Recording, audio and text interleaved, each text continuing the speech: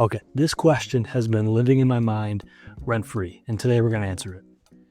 Can I achieve enough of the anamorphic look, the anamorphic characteristics that we all know and love, in post-production using spherical lenses to be passable? I love the anamorphic look. It's something that I really resonate with and want to implement into the work that I create. Up until now, I haven't owned any anamorphic lenses myself. I've rented them, but I haven't actually gone out and bought them to have regularly. And really, the main reason is because up until now, they've always been manual focus lenses. And truth be told, I'm just not high speed enough to be able to not run my work without autofocus. I'm not that good, to be totally honest with you, to be more reliable than my FX3 is. And I just don't often have either the ability to pull focus on the barrel, or certainly not to always have a first AC with me. And I don't always want that either, because when you have only manual focus lenses and you use a first AC, then you have to have a V-mount attached to your camera and rails and a focus motor, and that's got to connect to the handheld unit, and you have a wireless feed, which needs another battery. It gets to be a lot, and I like to have a little. So it's never really jived with me. But I said up until now, because Blazar has come out with the Apex series. There's a 50 millimeter and a 35 millimeter anamorphic lens that has autofocus. So I thought this might be the one for me. But it does pose a new question, and it kind of ties to that first one. Is it worth owning these lenses, or ultimately, could I achieve enough of this look in post-production with my Sony GM lenses? Because these anamorphic lenses, they aren't suitable for all of my work. These lenses aren't the most versatile. So is it worth owning them, or would I be better suited to reinvest that money elsewhere? Because truthfully, I bought these lenses. I'm still within a 30-day return window. So I've really got to make this decision for myself. I'm going to take you along for the ride with me. Here's how we do this. As with any good experiment, we need to have a control. So we'll start by shooting this control frame here, comparing the Apex to the Sony GM. Now, the characteristics that I'm most interested in are the color rendition, the distortion that we get specifically on the edges, the field of view, or what field of view would be comparable on a GM lens that we get kind of at the extreme ends of our frame here, and then also the autofocus elements. So those are the things that I'm going to compare to each other, and then start to learn how they're different, and then see if I can find a way in post-production to replicate that in a manner that is good enough.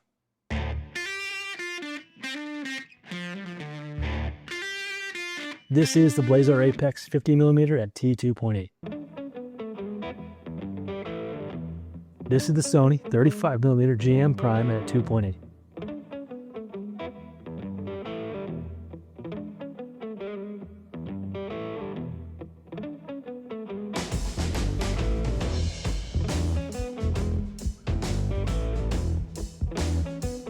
So the experiment's great. It gives us a good control so we can understand what type of characteristics we get between the two different lenses. However, I'd like to take it a step further and shoot a bit of like a brief, a minor short film.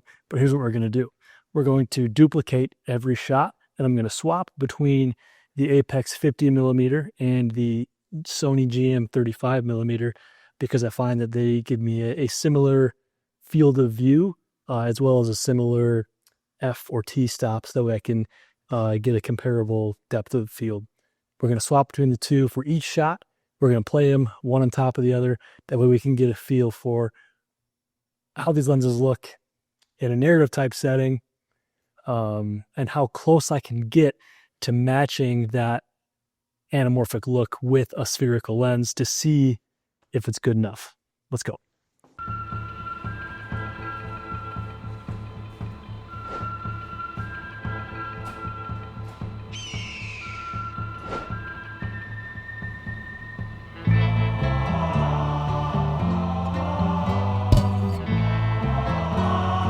All right, let's review our findings. So right off the bat, now that I get to see these two stacked on top of each other, I'm really surprised, and this is going to sound silly, but just how different lenses can render an image. The camera settings were the same. The lighting was exactly the same. Everything was the same except for the lens. And it's amazing just how different the characteristics are just due to the lens. I don't think I've often given lenses enough credit for how much they influence the image. And I'm seeing, in my own way, like just how significant that can be. Right off the bat, I think that you notice the color first. The Blazars appear to be much warmer and slightly more towards the green area of the vector scope, which is generally something that I prefer. I'd rather warm and green than blue and magenta. Then as we look to the Sony GM, you get a much more neutral rendering of the scene, which is like, that's the point of those lenses. It does seem to shift a bit more magenta than I would like it to be. So then we move over to the graded. I've corrected these to give us a much more similar rendition here. So the colors seem to really come into line with each other. I still find myself preferring the skin tone of the Blazar just a little bit, but I think here, color rendition was one of the characteristics we wanted to take a look at. I think we can achieve very similar color renditions out of both of these, which is maybe what I would have expected. On the note of color rendition, I do tend to prefer the Blazar's color rendition. I wanted to be able to match what Blazar was doing with the color out of the GM lens. So really what that took in a balance node, I actually dropped 8 points of red and then added 2 points of green to the image, which really indicates just how much cooler and magenta the GM lens rendered the image. And since I preferred that warmer green cast, I added that in post, which gave us a result that I think is passable. We also wanted to be able to judge the equivalent field of view, and it really seems like the 35 matches the field of view of the 50 really well. You can see just how well like the white walls are in line with each other. So we get a very similar field of view when cropped to that like 239 by 1 aspect ratio. But moving on to our next characteristic, we start to look at the distortion, and the distortion of the Apex, especially on the edges, but it can be seen all throughout the frame. You get this barrel distortion that I love. I think it's great. I think it really draws you into the center of the image. But that's not always, having that much barrel distortion isn't always what you want in every shot or for every project, which then brings us over to this third iteration here where I have added some distortion, and I'll show you how I did that on that clip in Resolve in the inspector in video. Coming down to lens correction, I've taken away some of the distortion. You can really go pretty nuts with this, right?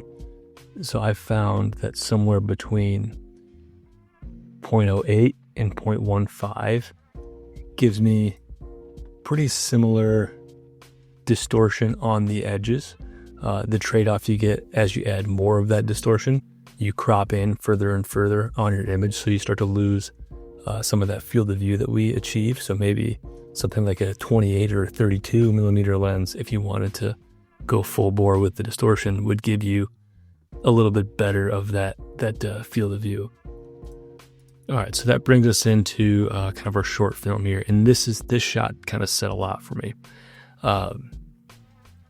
To answer the question, can you achieve, or at least can I achieve for myself, enough of the anamorphic look using spherical lenses and post-production techniques to be good enough?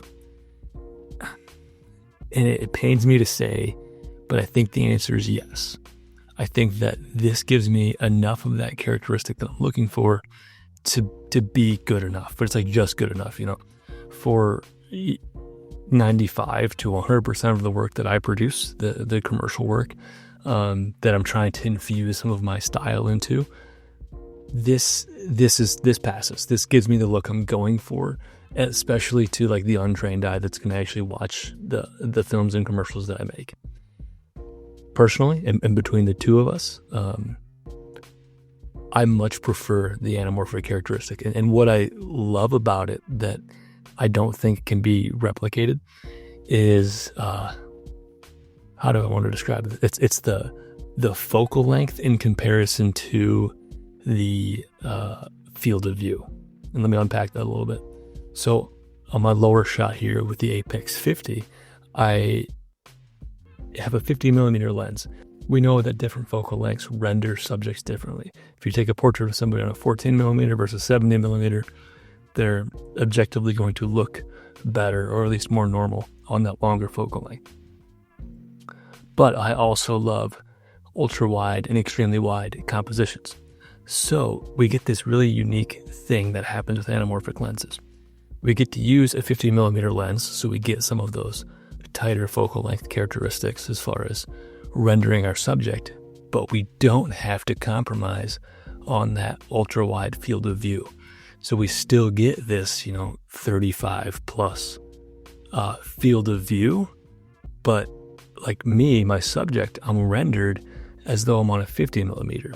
And that is something that I don't think you can recreate in post, but we've achieved a lot of the other characteristics. So my answer is a little bit unfortunate, and I wish it wasn't this, but I find I'm able to get enough of that look I'm going for to achieve what I want with modern mirrorless lenses. For me, it's the GM lenses. Could be the RF lenses. It could be Nikon's lenses. Apply this to your scenario. I think you can get a passable look using those lenses and post-production software. There's a bit of extra sauce that is given to us courtesy of, like say, these Blazar lenses of a true anamorphic lens that we're not going to be able to recreate. But for the way that I work, given all of the advantages of the modern mirrorless lenses, mostly autofocus, but also the in-body stabilization, the lens communication, there's a lot of benefits that come with using modern lenses on a modern camera that make me more efficient and more effective, that I just can't pass up for that extra little bit of secret sauce, as much as I would love to. It's just, for me, I don't think it's going to be feasible. I don't think it's going to make sense. So here we are at the end of the video, and I'm just as unhappy with the results as you are. I was hoping to justify keeping kind of a more of a nuanced or niche lens around, but I just don't think it's going to make sense for me. It could be different for you, and I hope that it is. Either way, thanks for hanging out with me today. Happy shooting out there, and God bless.